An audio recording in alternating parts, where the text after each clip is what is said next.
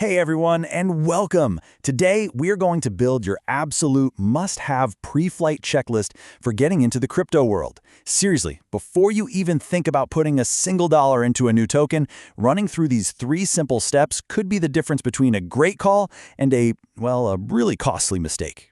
So you've been scrolling, right? You've been digging around, and then you see it. That one project that it feels different. It's got that buzz, that massive potential. The excitement is totally real, and that promise of huge returns, man, it is tempting. But hold on, just pump the brakes for a second. Because that exact feeling of excitement, that's what scammers and bad projects are counting on. Before you dive in head first, you have to know there are some critical safety checks. Skipping them is literally like trying to fly a plane without checking if it has fuel. This isn't about slowing you down, it's about making sure you actually land safely.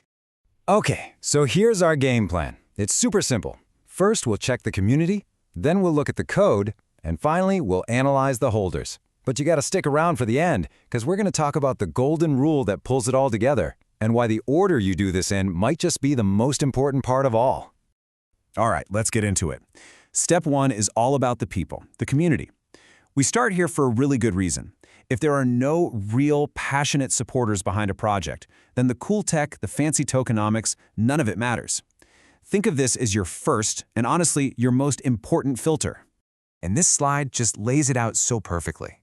On the left, you've got what a strong community looks like. You know, real conversations, people asking smart questions and actually getting helpful answers. It just feels alive. But then you look to the right, and that's the danger zone. Thousands of followers, but every post is just generic hype with no real comments. If the social media feels like an empty room with fake applause, that's your cue to leave. Okay, so you've checked out the community, and it's legit. Awesome. That means we can move on to step 2. Now it's time to pop the hood and check the engine of this thing. It's smart contract code. And hey, don't worry, you don't need to be some coding genius. You just need to know which red flags to spot. So the first thing to watch out for is something called a mint function. Just think of it like this. It's a secret money printer. If the developers have the power to create new tokens out of thin air whenever they feel like it, they can instantly make your investment worthless. This is a massive, massive red flag. And the second big danger sign? Mutable code. This basically means the developers can change the rules of the game after you've already put your money in. Can you imagine buying a token with, say, a 5% tax, and then waking up to find out they changed it to 50% overnight? Yeah, unless there's an incredibly good and transparent reason for this, it's a risk you probably don't want to take. So what does a safe project look like from a code perspective? This slide is a fantastic checklist. You're looking for signs of real professionalism here. Has the contract been audited by a well-known firm? Are there any scary, high-risk issues that haven't been fixed? Is the code verified on a blockchain explorer like Etherscan? These are the hallmarks of a team that actually cares about security and about your investment. All right, the community is real and the code looks secure. We're on to our third and final check, the holders. This is where we literally follow the money to figure out who actually controls the supply of the token and, whether they could wreck the price. Now this is so interesting because a simple chart like this can tell you so much. If you see a holder distribution that looks anything like this, where just a tiny number of wallets, in this case only 5, control a whopping 75% of all the tokens, you are in a very, very risky spot. Which leads us straight to this critical question. If just a few people are holding most of the tokens, what do you think happens if they all decide to sell at once?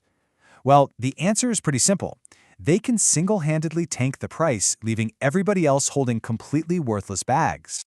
So the key here is you've got to dig a little deeper. Use tools like blockchain explorers to do some detective work.